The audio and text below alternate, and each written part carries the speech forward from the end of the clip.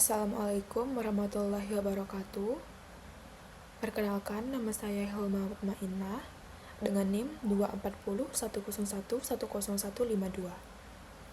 Saya dari kelas Ilkom C, kelas C1 RPL 3. Di sini saya akan mempresentasikan proyek UAS yaitu UBG Shop. Jadi yang pertama itu saya akan membuat part, dan part yang pertama itu adalah saya akan membahas tentang database-nya.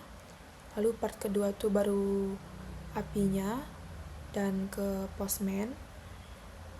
Lalu part ketiga itu baru untuk codingannya yang ada di VS Code atau ya penjelasan tentang tampilannya itu, model, lib, dan service-nya. Oke, langsung saja. Yang pertama itu saya akan menjelaskan tentang database. Jadi di sini saya tuh menggunakan SAM. Sekarang kita akan mengaktifkan SAM-nya dulu.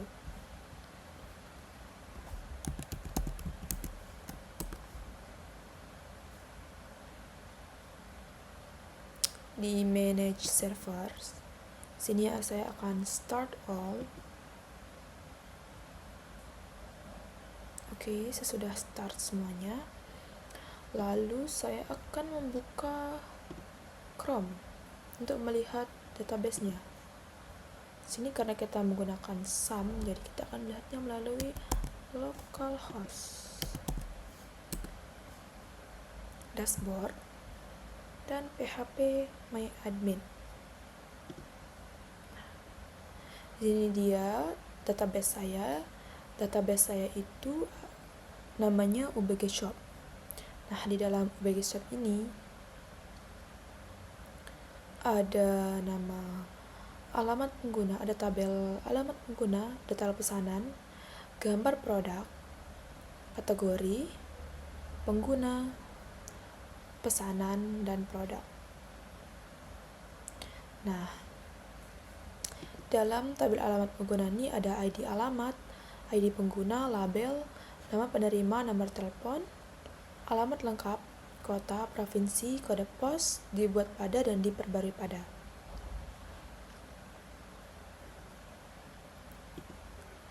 Dan di detail pesanannya itu ada ID detail, ID pesanan, ID produk, jumlah, harga saat pesan, dibuat pada dan diperbarui pada. Sini di gambar produk ada ID gambar, ID produk, URL gambar, dibuat pada dan diperbarui pada.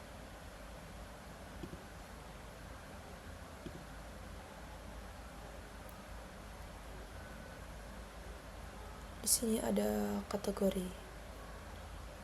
Kategorinya ada ID kategori, nama, slug, dibuat pada dan diperbarui pada. Dan di sini ada pengguna. Tabel penggunanya, dalam tabel penggunanya ada ID pengguna, nama, email diverifikasi pada, kata sandi, peran, token ingat saya, dibuat pada dan diperbarui pada. Lalu kita akan melihat tabel pesanan. Sini ada ID pesanan, ID pengguna, alamat pengguna, nomor invoice, jumlah total, biaya ongkir, status, mode pembayaran, bukti pembayaran, nomor resi pengiriman, dibuat pada dan diperbarui pada. Lalu di tabel pesanan, sudah ya.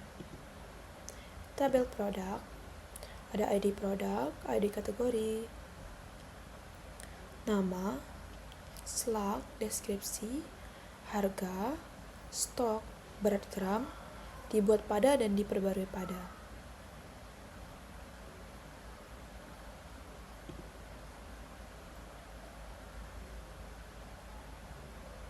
Oke, sudah. Dan di sini saya akan menunjukkan cara untuk membuat sebuah database dan tabelnya. Jadi untuk membuat sebuah database, di sini kita bisa klik tanda plus di sini, kecil banget ya. Di new ini kita klik saja new, nama database-nya. Di sini saya akan membuat dengan nama tes aja.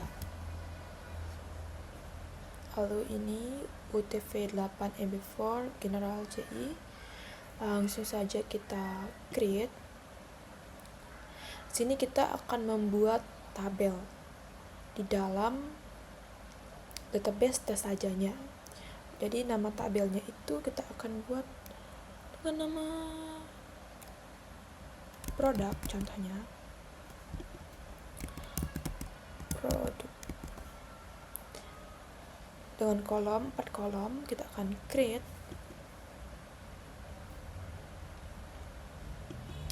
Dalam produk itu ada ID produk, nama produk,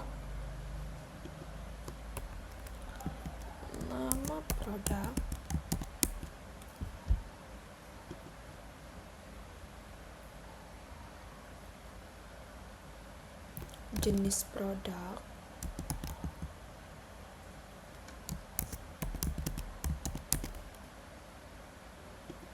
dan harga. Di sini untuk ID-nya kita menggunakan integer, dan kita akan membuatnya sebagai primary key. Jadi primary key itu adalah kuncinya. Jika kita ingin memanggil nantinya ID produk atau produknya kita ingin panggil di tabel lain, kita bisa menggunakan primary key-nya, dan dia akan berubah menjadi yang namanya itu foreign key sebagai relasinya. Dan primary key itu syaratnya dia itu harus bersifat unik, berbeda dari yang lain. Jadi karena ID produk itu tidak sama di setiap produknya, kita akan menggunakan primary key-nya sebagai pembeda dari produknya.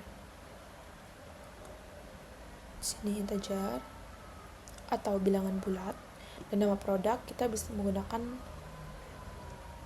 varchar ya 30 saja.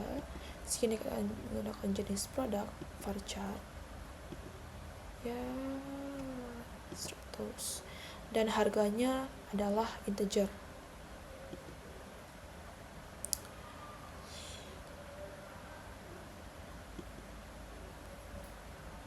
Lalu langsung saja kita save.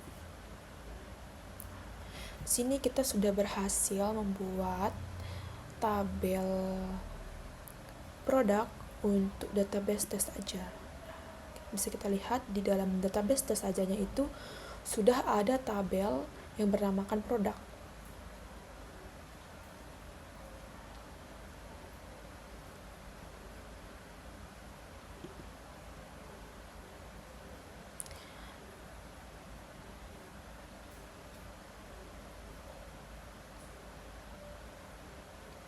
Tadi saya menjelaskan tentang foreign key dan primary key. Nah, jadi di sini kita bisa melihat di ID alamat ini adalah primary key dari alamat pengguna sendiri, dan di sini kita bisa melihat ada ID pengguna. Nah, ID pengguna ini ketika dia masuk dari tabel penggunanya, kan kita menggunakan, tadi saya menggunakan ID itu sebagai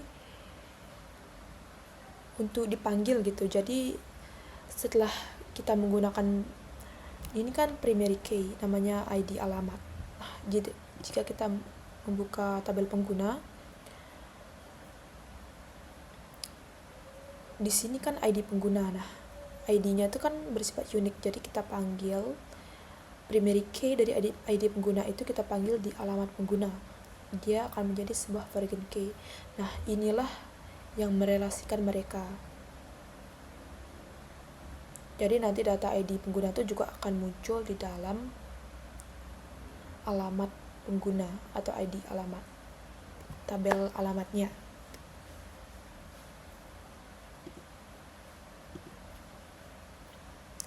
Itu saja penjelasan saya tentang database. Lalu kita akan lanjutkan ke API-nya dan ke pengujian di Postman-nya. Kita lanjut part 2.